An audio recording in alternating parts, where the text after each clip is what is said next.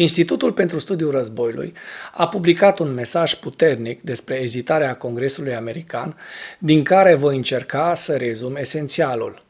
Faptul că nu a existat niciun război major în Europa din 1945 încoace nu este un accident. Se datorează faptului că acea generație de lideri americani, politici, diplomatici, economici și militari s-au unit pentru a învinge agresiunea expansionistă, plină de crime de război, a lui Adolf Hitler.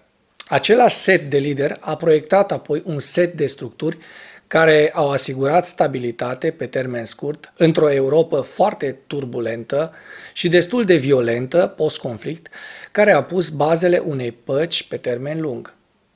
Acea pace, NATO și Uniunea Europeană, de care au beneficiat aproape 4 generații, adică până când Rusia a invadat Ucraina.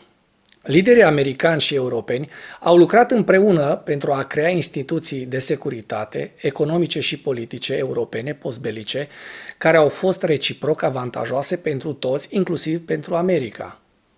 Mulți dintre acești lideri aveau motive viscerale pentru a reuși în această sarcină monumental de dificilă, au trăit sau au luptat în cele 2 războaie mondiale. America a crezut în mod fals că ceea ce s-a întâmplat în Europa nu îi afectează doar pentru a fi atrasă în primul război mondial și a suferit aproape 260.000 de victime uciși și răniți în primul război mondial. Și din nou, când un dictator agresiv a rămas fără răspuns pentru prea mult timp, al 2-lea război mondial, în care milioane de civili și sute de mii dintre cei care luptau au fost uciși sau răniți doar în Europa, aproximativ 552.000 de americani. Amploarea morții, distrugerea, foametea și deplasările masive de civili europeni, mulți copii fără părinți, i-au condus pe liderii de rang înalt ai perioadei la aceeași concluzie: never again, niciodată din nou. Enormitatea sarcinii în fața tuturor, a spus Dean Eckerson în deschiderea cărții sale de memorii, Present at the Creation, a început să pară mai puțin formidabilă decât cea descrisă în primul capitol din Geneza. Bărbații și femeile care au luptat și apoi au construit Europa, pe care cei mai mulți dintre noi am moștenit-o, ar fi îngroziți de atitudinea de astăzi, printre prea mulți lideri și cetățeni americani, de a nu sprijini Ucraina. Ziua 589 a războiului din Ucraina.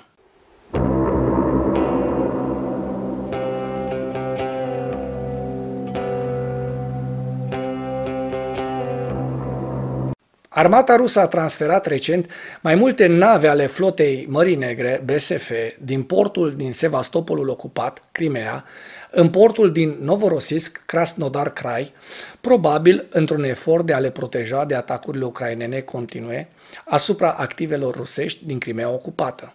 Imaginile geolocalizate publicate pe 1 și pe 3 octombrie arată că forțele ruse au transferat cel puțin 10 nave de la Sevastopol la Novorossiysk. Imaginile din satelit arată că forțele ruse au mutat recent fregatele Amiral Makarov și Amiral Esen, 3 submarine cu propulsie diesel, 5 nave de aterizare și câteva nave mici cu rachete. Imaginile din satelit realizate pe 2 octombrie arată 4 nave rusești de debarcare și un submarin din clasa Kilo rămase în Sevastopol. Imaginile din satelit din 2 octombrie arată o navă de patrulare Project 22160, care este pentru prima dată în portul Feodosia, în estul Crimeei, sugerând că forțele ruse ar putea muta elemente BSF departe de Sevastopol către baze mai îndepărtate ale Rusiei. Un think tank rus, Centrul de Analiză a Strategiilor și Tehnologiilor, a susținut pe data de 3 octombrie că mișcările navelor BSF de la Sevastopolul ocupat la Novorossiysk erau totuși de rutină.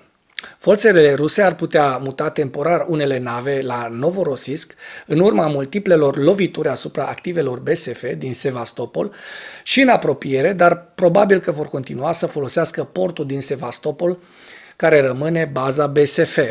Fostul ofițer al marinei norvegiene și analist independent OSINT, Thord Are Iversen, a observat pe data de 4 octombrie că desfășurarea navelor rusești s-a intensificat, de obicei în urma loviturilor ucrainene, dar în cele din urmă au revenit la intensități normale. Dacă până în acest moment ai găsit informații utile în material, contribuie cu un like și cu o distribuire a acestui videoclip pentru a ajunge la cât mai multă lume. Forțele ucrainene au continuat operațiunile ofensive lângă Bahmut și în vestul regiunii Zaporojie și au avansat marginal pe data de 4 octombrie. Forțele ucrainene au continuat atacurile la sol către linia ferată dintre Klishchivka, 7 km sud-vest de Bahmut, și Andriivka, 10 km sud-vest de Bahmut, iar statul major ucrainean a declarat că forțele ucrainene au obținut un succes parțial în apropierea acestor așezări. Imaginile geolocalizate publicate pe 4 octombrie indică faptul că forțele ucrainene au avansat marginal la est de Novoprokopivka, 5 km sud-est de Robotene, în vestul regiunii Zaporojie, iar statul major ucrainean a raportat de asemenea că forțele ucrainene au obținut un succes parțial la vest de Robotene. Unele surse ruse au susținut că forțele ucrainene au avansat până la o linie de tranșee rusești pe linia Robotene-Kopani, 5 km nord-vest de Robotene.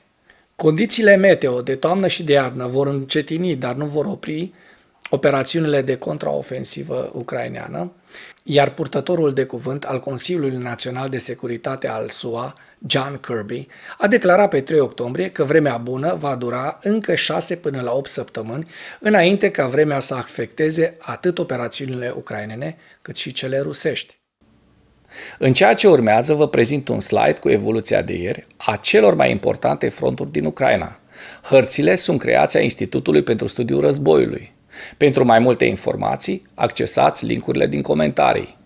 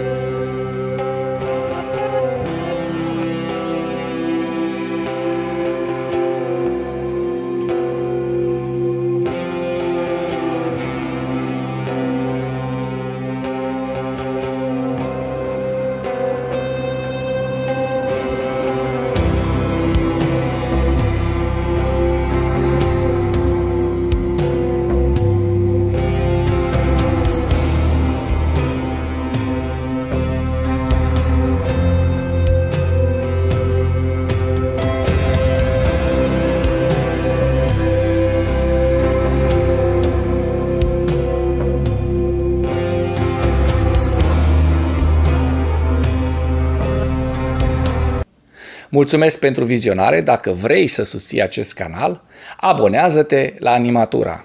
Apreciez mult asta.